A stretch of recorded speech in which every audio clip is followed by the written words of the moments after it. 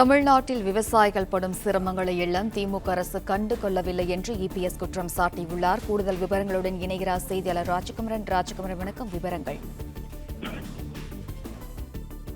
எதிர்க்கட்சித் தலைவர் எடப்பாடி பழனிசாமி நேற்று டெல்டா மாவட்டங்களிலே வேளாண் பயிர்களை நேரில் சென்று பார்வையிட்டிருந்தார். நெற்பயிர்கள் விளைநிலங்களில் மூழ்கி கிடக்கக்கூடிய அந்த காட்சிகளை பார்த்திருந்தார். அது மட்டுமல்லாமல் கொள்முதல் நிலையங்களில் அதிக அளவில் நெல் மூட்டைகள் தேக்கமடைந்து கிடப்பதாகவும் கொள்முதல் நிலையங்களுக்கு வந்த நெற்கள் முளைத்திருப்பதாகவும் அவர் குற்றச்சாட்டுகளை முன்வைத்திருந்தார். அது தொடர்பாக செய்தியாளர்களை அமைச்சர்கள் சந்தித்திருந்தார்கள். அப்பொழுது அமைச்சர்கள் கூறியிருந்த கருத்துக்களையும் குறிப்பிட்டிருக்கக்கூடிய எதிர்க்கட்சித் தலைவர் எடப்பாடி பழனிசாமி, அதிமுக ஆட்சியிலே நாற்று நடும் அளவிற்கு நெல்கள் எல்லாம் முளைத்திருந்தன, ஆனால் இப்பொழுது சிறிதளவுதான் முளைத்திருக்கின்றன என்று வேளாண் துறை அமைச்சர் நேற்று கூறியிருந்த கருத்தை குறிப்பிட்டுள்ள அவர், நெல் சிறிதளவு முளைத்தால் என்ன, நாற்று நடும் அளவுக்கு முளைத்தால் என்ன, நெல் முளைத்து விட்டாலே அது வீண்தானே என்று கேள்வி எழுப்பியிருக்கின்றார். மேலும் அதிமுக ஆட்சியிலே ஒரு நாளைக்கு 600 முதல் 700 மூட்டைகள் தான் கொள்முதல் செய்யப்பட்டதாகவும் இப்போது 1000 மூட்டைகள் கொள்முதல் செய்யப்படுவதாகவும் அமைச்சர் வேளாண் துறை அமைச்சர் எம்.ஆர்.கே. பன்னீர்செல்வம் கூறியிருந்தார். அதனை சுட்டிக்காட்டி இருக்கக்கூடிய அவர், திமுக ஆட்சியிலே நாளொன்றுக்கு 800 மூட்டைகள் கொள்முதல் செய்யப்பட்டது, அதிமுக ஆட்சிக்கு வந்த பிறகு 1000 மூட்டையாக உயர்த்தப்பட்டது.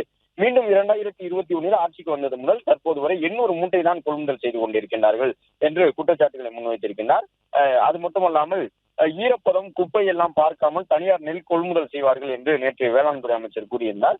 பாதிக்கப்பட்ட விவசாயிகள் விவசாயத்துறை அமைச்சரின் அறிக்கையை படித்து பார்க்க வேண்டும், நேற்று அவர் சொல்லியிருந்த அறிக்கையை என்று குறிப்பிட்டிருக்கக்கூடிய எதிர்க்கட்சி தலைவர் எடப்பாடி பழனிசாமி எவ்வளவு கோமாளித்தனமாக அமைச்சர்கள் பேசிக் கொண்டிருக்கின்றார்கள் என்று குறிப்பிட்டிருக்கின்றார். அது மட்டுமல்லாமல் செறிவூட்டப்பட்ட அரிசியை கலக்க மத்திய அரசு இதுவரை அனுமதி வழங்கவில்லை என்று தொடர்ந்து உணவுத்துறை அமைச்சர் பேசி வருகின்றார். ஆகஸ்ட் மாதமே மத்திய அரசு அதற்கான அனுமதியை வழங்கிவிட்டது. இந்த அரசுக்கு குறுவை சாகுபடி எவ்வளவு பரப்பு செய்யப்பட்டது என்று முன்கூட்டியே தெரியும், எவ்வளவு நெல் விளைச்சல் என்பதும் தெரியும். டெல்டா பகுதியில் தனியார் பெரும்பாலும் கொள்முதல் செய்வதில்லை என்பதும் அரசுக்கு தெரியும். குறுவை கொள்முதல் சமயம் அதிக ஈரப்பதம் இருக்கும் என்றால் ஆண்டுதோறும் மத்திய அரசை வலியுறுத்தி 22% வரை ஈரப்பதம் உள்ள நெல்லை களவு செய்து வாங்க வேண்டும் என்பதற்கான முன் அனுமதியை பெற்றிருக்க வேண்டும். கடந்த ஆட்சியில் நாங்கள் பெற்றோம், இந்த ஆட்சியில் இவர்கள் ஏன் பெறவில்லை என்றும் கேள்வி எழுப்பியிருக்கின்றார்.